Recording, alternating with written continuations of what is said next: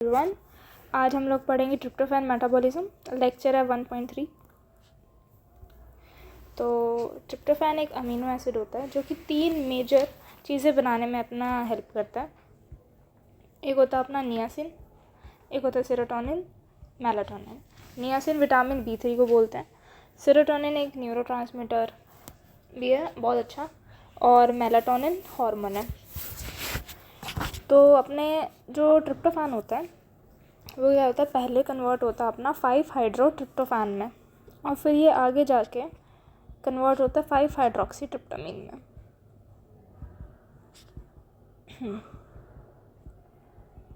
तभी इसका जो नाम है 5HT शॉर्ट में बोल देते हैं इसको। ये सेरोटोनिन ही है और कुछ नहीं, ठीक है। फिर आगे जाके क्या होता है, मतलब ये जो 5 हाइड्रोट्रिप्टोफैन से 5 हाइड्रोक्सी ट्रिप्टामिन में जो गया है ना, इसकी भी एक रिएक्शन होती है। मतलब ये ट्रिप्टोफैन से ये जा रहा है यहाँ पे 5 हाइड्रोक्सी ट्रिप्टामिन में, कैसे कैसे जा रहा है। इसका भी वही फिनाइल एलानिन टायरोसिन में भी पढ़ा होगा आप लोगों ने। उसके जैसे उसके सेम, मतलब उसके जैसे एंजाइम्स यूज़ हो सकते हैं, उसके जैसे इंटरमीडिएट्स जो यूज़ हो रहे हैं। जैसे कि मैं करके ही बता देती हूँ। ट्रिप्टोफैन पहले यहाँ पे फिनाइल एलानिन होता था, फिर यहाँ पे ये सेरोटोनिन है, ठीक है। कैसे हो रहा है यहाँ पे, ये देखो, यहाँ पे एक एंजाइम यूज़ होता है ट्रिप्टोफैन हाइड्रोक्सिलेज। यहाँ से जा रहा है अपना बाई हाइड्रो टेट्रा बायोप्टेरन से बाई हाइड्रोप्टेरन कन्वर्ट हुआ। ये मैंने शॉर्ट फॉर्म लिखी थी, कंफ्यूज मत होना, सॉरी। यहाँ पे 2 आएगा। यहाँ से NADH लूज़ कर रहा है अपना H, NAD पॉजिटिव बना रहा है। और यहाँ पे एक एंजाइम यूज़ होता है DH रिडक्टेज। मतलब ऐसी सी होती है रिएक्शन। थोड़ा मैसी हो जाता है मेरे से थोड़ा।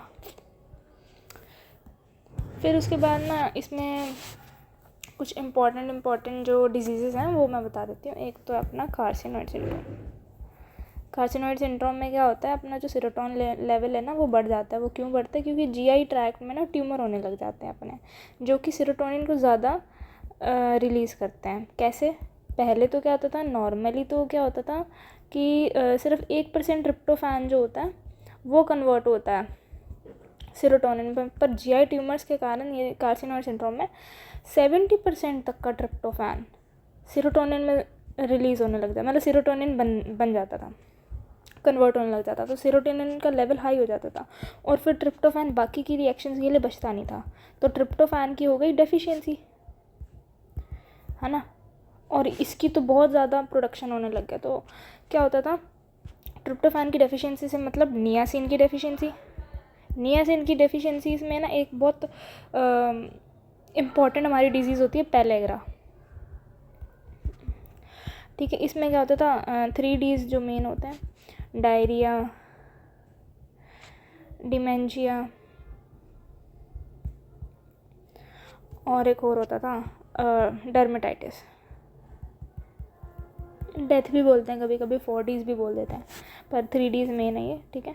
और सेरोटोनिन जब हाई हो जाता था तो क्या होता था, मतलब वही डायरिया, क्योंकि जो सेरोटोनिन है वो GI मोटिलिटी को इंक्रीज़ करता है, और इंक्रीज़ फाइब्रोब्लास्ट ग्रोथ, और इंक्रीज़ करता था फाइब्रोजेनेसिस।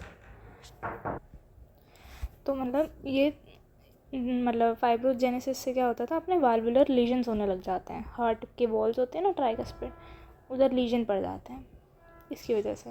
और एक और चीज़ होती है फ्लशिंग, ठीक है, ऑफ स्किन रेडनेस वगैरह हो जाती है, ठीक है।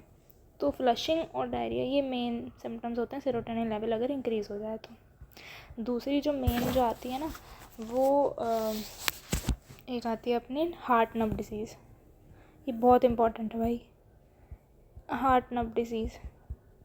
इसमें क्या होता है, अपना एब्सेंस होते हैं अमीनो एसिड ट्रांसपोर्टर, मतलब absence of amino acid transporter in proximal tube.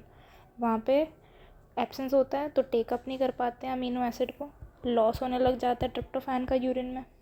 ये एक ऑटोसोमल रिसेसिव डिजीज़ है।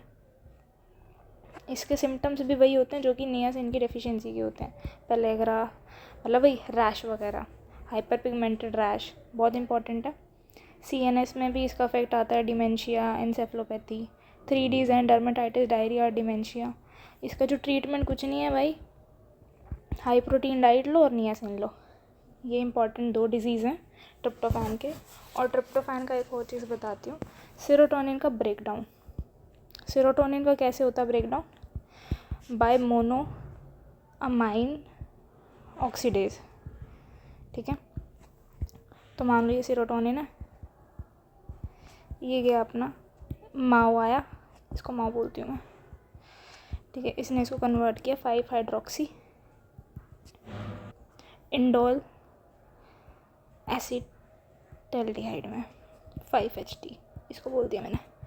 फिर ये नीचे गया 5 हाइड्रोक्सी, आगे कन्वर्ट हुआ 5 हाइड्रोक्सी इंडोल एसिटिक एसिड में। ठीक है, ये सेम एंजाइम यूज़ होता है अपना एपिनेफ्रिन, डोपामिन और नॉरएपिनेफ्रिन को ब्रेक करने में।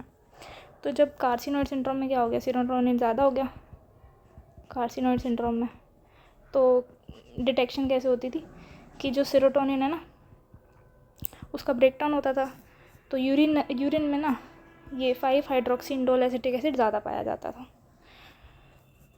तो ये ब्रेकडाउन भी इसलिए इम्पॉर्टेंट है। Thank you.